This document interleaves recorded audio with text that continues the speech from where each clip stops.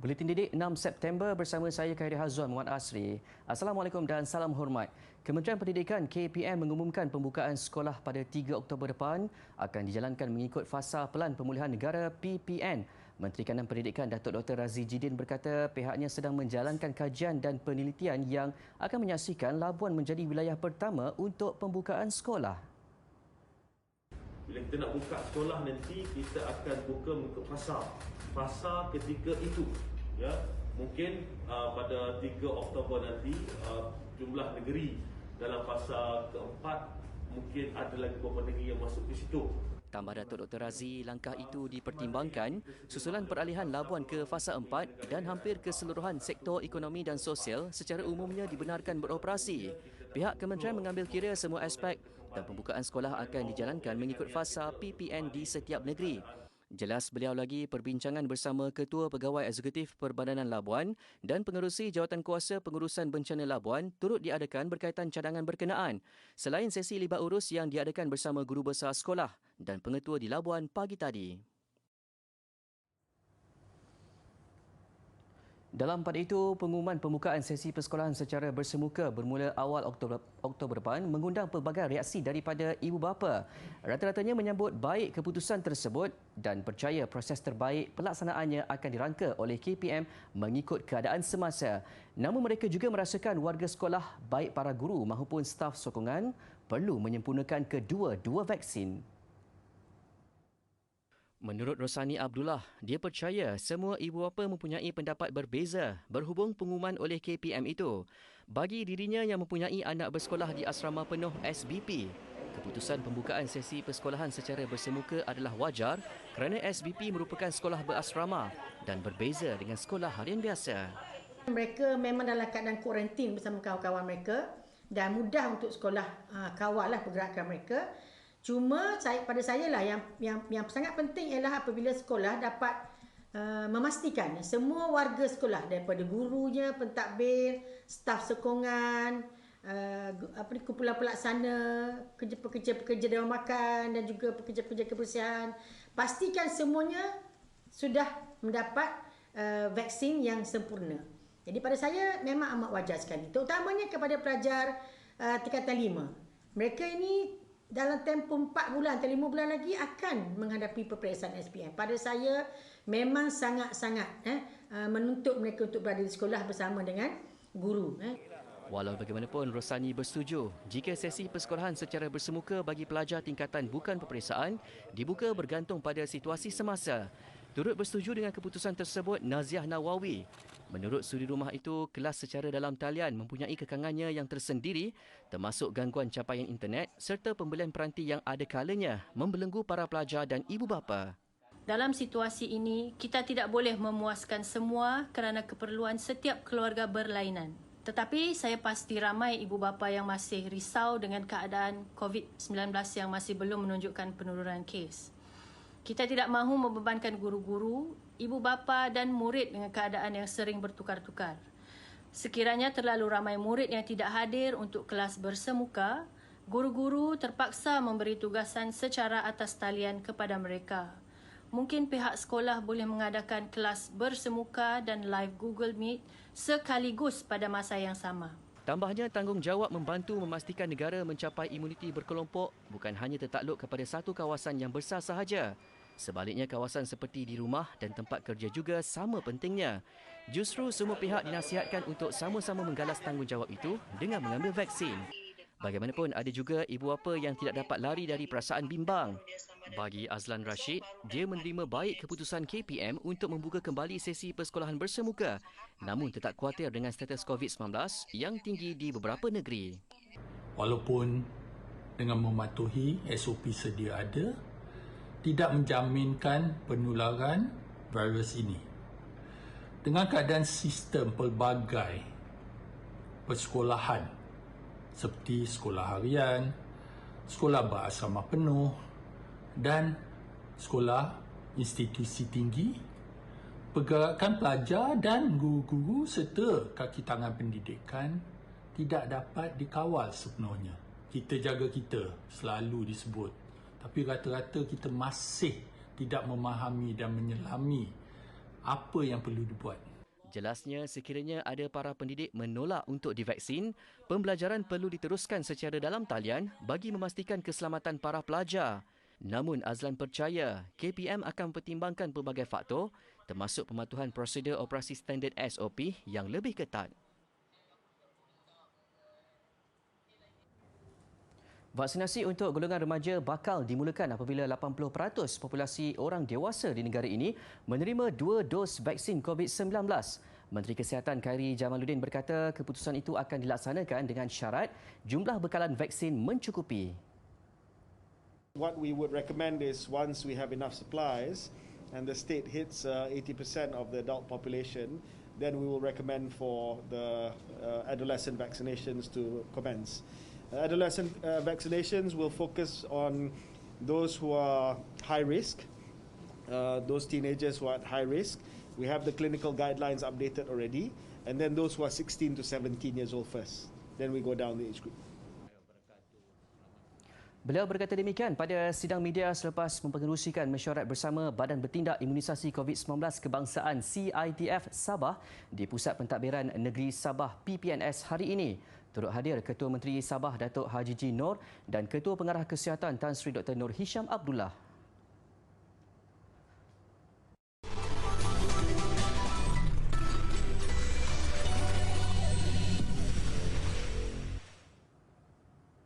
Kembali di Buletin Didik, 4 pelajar SMK Taman Desa Jaya merangkul anugerah Best of the Best Award dan Gold Award dalam pertandingan Digitalised International Invention, Innovation and Design Johor DIID 2021. Pelajar dari program vokasional menengah atas PVMA, penyejukan dan penyaman udara itu memenangi anugerah berkenaan bagi kategori sekolah menengah. Sebanyak 133 pasukan dari pelbagai kategori menyertai pertandingan inovasi anjuran Universiti Teknologi Mara Cawangan Johor yang berlangsung pada Februari hingga Julai lalu serta pengumuman pemenang pada 2 September. 4 pelajar tersebut ialah Muhammad Mustaqim Mustafa Kamal, Suhaimi Abdul Jamil, Muhammad Alif Najmi Farmizi dan Wan Alif Ashraf Wan Zambari. Pasukan yang dibimbing Cikgu Saiful Amri Muhammad Ali itu mengetengahkan produk dengan tema Safety First yang diberi nama Outdoor Wireless Screen 1.0. Alat ini mempunyai lebih ciri keselamatan untuk kegunaan pemasangan unit luar penyaman udara berbanding cara konvensional. Ia juga kurang menggunakan tenaga manusia kerana dilengkapi sistem elektronik dan alat kawalan jauh.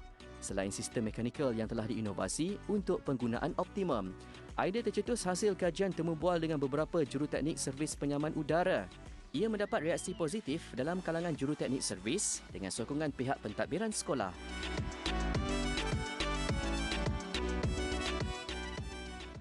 Sementara itu, di Sabah, 4 pelajar Kolej Vokasional Keningau meraih tempat pertama pertandingan bercerita dalam talian Paints of the Spanish Sun di Spanyol. Mereka menyampaikan 4 kisah dongeng rakyat Sabah dalam Festival Seni Anjuran Association of Festivals. 4 pelajar tersebut ialah Aldi Diani Alexander, Dedrena Alicia Vitalis, Abilala Atirah Leminit dan Beatrice Veres. Setiap pelajar menyampaikan kisah dongeng secara berasingan melalui rakaman bertajuk Sabah Folklore. Aldi Diani menyampaikan mitos penjaga hutan bernama Tombi Ruo yang membantu melindungi hutan dari sebarang ancaman. Disusuli Dedrena menceritakan kisah dongeng Bobolian yang bermaksud bomoh dalam bahasa dusun. Kisah dongeng ketiga disampaikan Abilala bertajuk Mondowoi, iaitu gergasi yang suka membantu orang-orang kampung dengan rutin seharian mereka. Manakala cerita terakhir mengisahkan pasangan suami isteri yang menunggu kelahiran anak pertama mereka yang disampaikan Beatrice. Kejayaan ini membuktikan usaha gigih mereka yang secara tidak langsung membantu memelihara warisan budaya melalui penceritaan kisah dongeng. In order to prepare the dish, on two hands go to the market to buy chili, shallots, lime and ginger. Memorandum 20 perkara adalah satu memorandum yang dikemukakan oleh Borneo Utara kepada jawatankuasa antara kerajaan yang telah ditubuhkan pada Ogos 1962. Jawatankuasa ini ditubuhkan hasil cadangan Suruhanjaya Cobalt. Fungsi utamanya untuk menjamin hak serta kepentingan rakyat Sabah dan Sarawak tidak tergugat apabila menyertai Malaysia. Jawatankuasa ini dipengerusikan oleh Lord Lansdowne dan ahlinya terdiri daripada wakil British, Persekutuan Tanah Melayu, Borneo Utara dan Sarawak. Hasil memorandum yang dihantar, jawatankuasa antara kerajaan telah mengesyorkan perkara-perkara penting berikut untuk dipatuhi dan dimasukkan ke dalam perlembagaan persekutuan. Bahasa Melayu adalah bahasa rasmi Persekutuan Malaysia, tetapi bahasa Inggeris akan digunakan sebagai bahasa rasmi di Sabah dan Sarawak. Sistem pendidikan dikekalkan di bawah kawalan kerajaan pusat kecuali di Sabah dan Sarawak. Sistem pendidikan di Sabah dan Sarawak kekal di bawah kawalan kerajaan negeri masing-masing sehingga Majlis Negeri membuat pindaan. Di dalam Parlimen Malaysia, sebanyak 16 kerusi hendaklah diperuntukkan kepada Sabah, 24 kerusi Sarawak dan 15 kerusi Singapura. Bidang kuasa imigresen terletak di bawah kerajaan pusat, tetapi Sabah dan Sarawak diberi kuasa tersendiri untuk mengendalikan hal ehwal imigresen.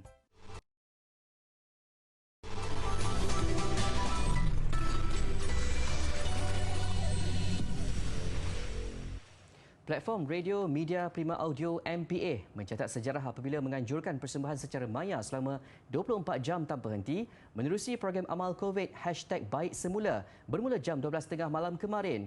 Program hiburan sambil beramal yang bersiaran menerusi YouTube Hot FM, Hot TV itu menampilkan lebih 43 penyanyi tanah air dengan persembahan dari rumah.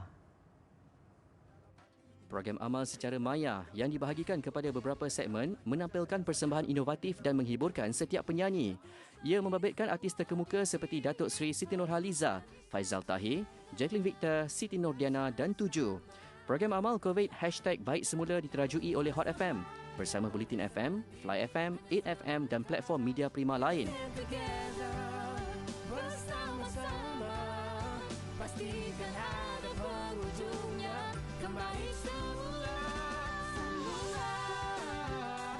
Program amal ini bertujuan mengumpul dana untuk petugas barisan hadapan dalam membantu perjuangan memerangi COVID-19.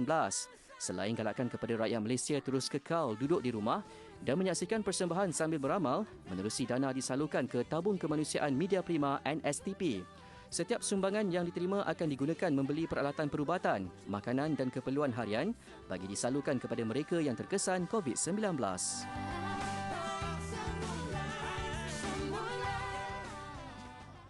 Pengubah suaian menjadi sebuah kenderaan SUV terbesar di dunia dengan gabungan trak tentera dan jeep. Idea itu dicetuskan seorang bilioner dari Emirat Arab Bersatu, Sheikh Hamad Hamdan Al Nahyan, yang merupakan salah seorang pengumpul kereta terkenal di sana. SUV terbesar di dunia ini dikenali sebagai Dabian. Kenderaan gergasi beroda 10 ini gabungan trak tentera Oshkosh M1075 dan Jeep Wrangler. Trak asal mempunyai ruang pemandu di atas tayar hadapan, namun Dabian telah diubah suai dengan ruang pemandu terletak di belakang yang menggunakan kabin Jeep Wrangler. Dabian menggunakan 600 kuasa kuda dan 15.2 liter enjin diesel Caterpillar C15 6 silinder. Ia memiliki berat 24 tan, 10.8 meter panjang, 2.5 meter lebar dan berketinggian 3.2 meter. Lampu isyarat serta lampu belakang diperoleh daripada Ford Super Duty dan Dodge Dart. Meskipun bersaiz besar, Dabian mampu mencapai kelajuan maksimum 100 km per jam.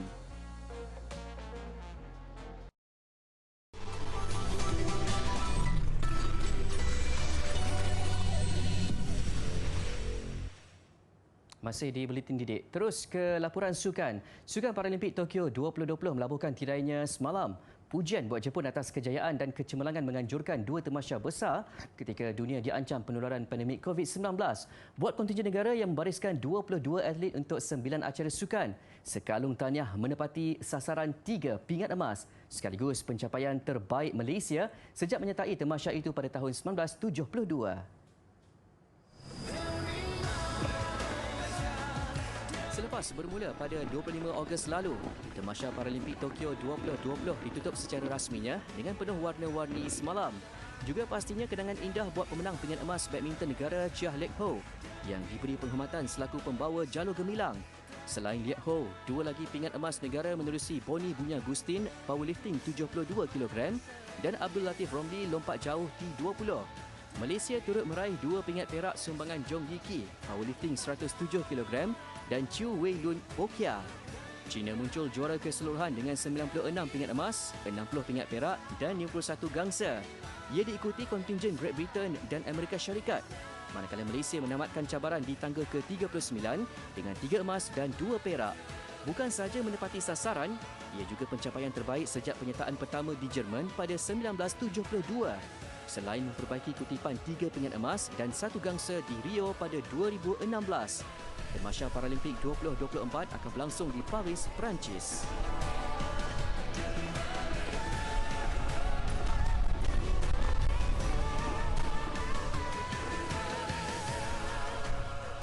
Beralih ke saingan bola sepak Liga Super. Perebutan gelaran naib juara nampaknya kian sengit menuju ke muncak musim ini. Saingan kini tertumpu kepada Penang FC dan Kedah Darul Aman FC.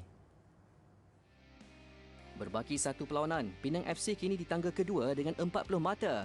Kedah Darul Aman FC pula masih memiliki 2 perlawanan meskipun ketinggalan 1 mata. Penang FC meraih mata ke-40 selepas menundukkan Seri Pahang FC di Stadium Darul Makmur. Meskipun tuan rumah terdahulu memecah kebuntuan menerusi jaringan Kenny Atiu pada minit ke-61, Penang FC hanya memerlukan 7 minit untuk menyamakan kedudukan hasil percubaan Enric Dos Santos dan Daniel Ashraf menjaringkan gol kemenangan Penang FC pada minit ke-72.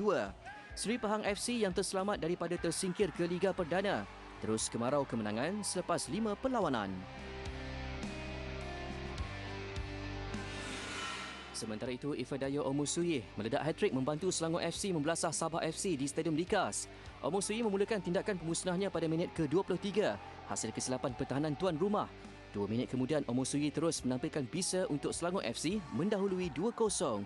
Sebelum rehat, Selangor FC mengukuhkan kedudukan menerusi jaringan ketiga hasil percubaan Mukhairi Ajmal Mahadi.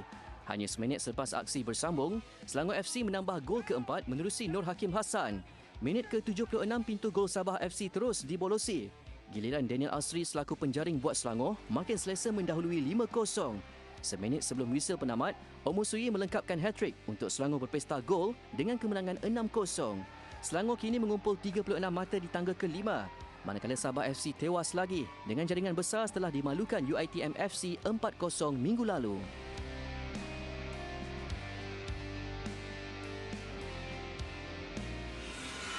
Sertai larian virtual berpasukan Inter Unirun anjuran Win Sports Management dengan kerjasama jenama sukan Skechers. Pendaftaran dibuka sekarang hingga 20 September ini dan acara larian virtual akan bermula pada 10 hingga 30 September.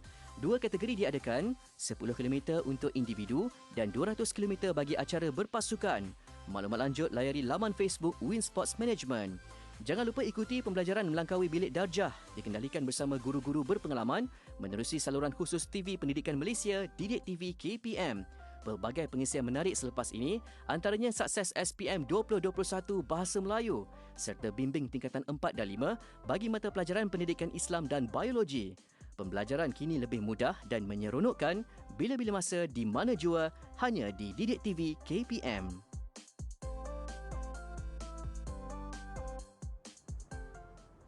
Baik, aksi Willy Truck Pickup Gergasi mengakhiri buletin didik malam ini. Saya Khairi Hazwan Muhammad Asri. Assalamualaikum dan salam hormat.